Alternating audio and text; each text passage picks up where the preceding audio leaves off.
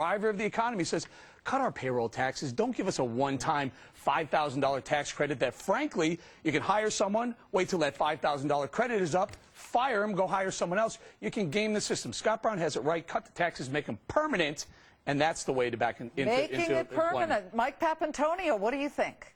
Sounds like the old trickle down again. Let me ask you, Eric, if cutting taxes worked, we would be at zero unemployment right now. Look at the tax cuts we've had over the last 8 years, but right now we have an employment problem. The only way to solve the employment problem is what Obama's talking about. Put money into small businesses, mom and pop organizations. If you think about it, between the 80s and the 90s, Papantonio, we talked about this before. You were the one who was on here saying, you know, all this spending is going to stimulate the job market. Unemployment won't go above 8%. We're at 9.7%, my friend, and with 15 million people still out of work. You know what Scott Brown is? Scott Brown is Newt Gingrich, 100 pounds lighter and less gray hair. All he wants to do is talk about trickle down. The same thing we've heard for 8 years. It doesn't work. We can see it right now in this job market. Tobin, do you create jobs when you cut taxes? Well, actually, entrepreneurs create jobs, but entrepreneurs are more aggressive when they feel that they're going to keep more of what they earn and what they make. Now, remember that we had this job creation program. It's always been slower in the 90s, in the 2000s than it's been because we have a larger population. But let's go back to the facts. The facts are that entrepreneurs, when they invest their own money for profit, create jobs at about 90% lower cost than the quote-unquote government, do it a lot faster, and they're actual real jobs because no small business person says, I'm going to hire you for 3 weeks and, you know, you can do the census and then I'm going to get rid of you. They hire you to do something that makes money. Dr. Bob Froelich, is that the real recipe for job creation, is simply an across-the-board tax cut? Yeah, Liz, I actually think it is. It's not as complicated as everyone makes it seem. Look, it's all about the economy. If we have across-the-board tax cuts, the economy is going to strengthen. When the economy strengthens, we are going to get jobs. It's that simple. I don't know why we're having this debate. Lower the taxes, the economy grows. Every time the economy grows, we will get job growth. Right. Every single time. Well, it's happened every time. JFK, Reagan. I mean, show me a time it hasn't worked. Biggest tax cuts we've ever had was under the GOP, and we're still in the job hole. How do you explain that if your theory is right? Well, wait, Gary B. was going to work. Gary B. Mike makes the point that we had the Bush tax cuts, and we're in this situation right now. Granted, we have the force majeure situation of a fiscal crisis, but what do you think? Well, right. I mean, other than, the greatest period of growth in a 25-year, if you look at 25-year increments, was from 1983 to 2007. What happened during that time?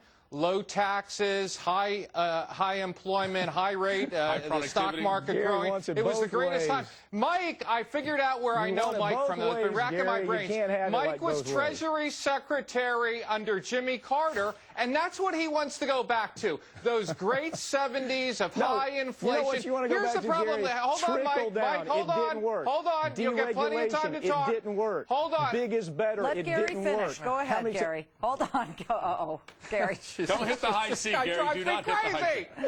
Anyway, look, Mike said, this jobs bill that Obama put together, that's you know what that is? That's cash for clunkers on steroids. It's paying people, as, Eric and Toby pointed out, for things they're already going to do. If they're going to hire someone, hey, why not take the $5,000 credit? Mike apparently has never run a business. You can only affect two things, either increase your sales or decrease your costs. The tax cut goes right to decreasing costs, not throwing money at a capital gains for making an investment. That's idiotic. Mike, isn't it better to give people the money back in their pockets to then spend it? Not necessarily, it doesn't automatically create a job, but at least they spend it on things to grow their businesses. Liz, you know what? We gave the wealthiest part of this population $400 billion under Gary's president, George Bush. Did they spend it? Are we out of is the job market good? Is our economy good? It was a disaster. Gary knows it. Everybody on this panel knows.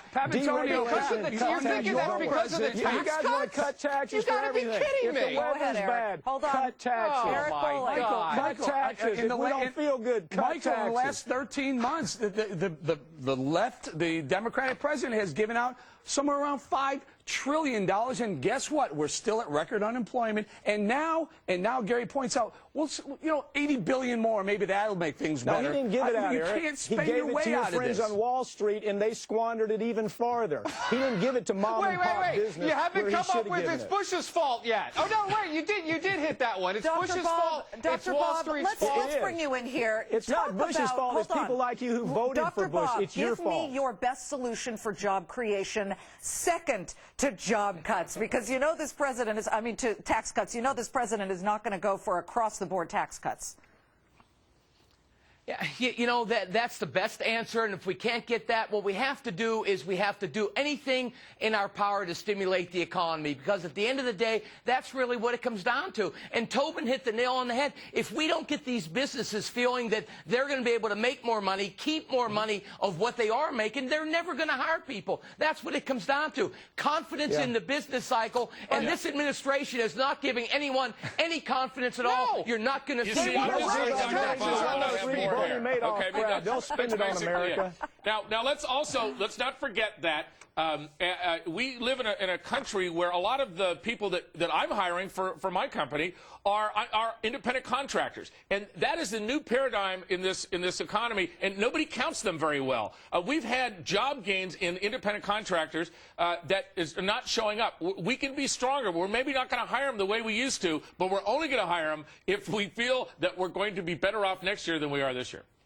I love you guys. You have an alternative reality. Let's ignore where we are. Let's ignore how we got here over the last 8 years. Let's ignore all that. Create an alternative reality where trickle-down economics works. You guys are out in left field, not me. You can say this, that maybe the time to have cut taxes was not during boom years, Eric, but now is not the time, you would say, to raise taxes?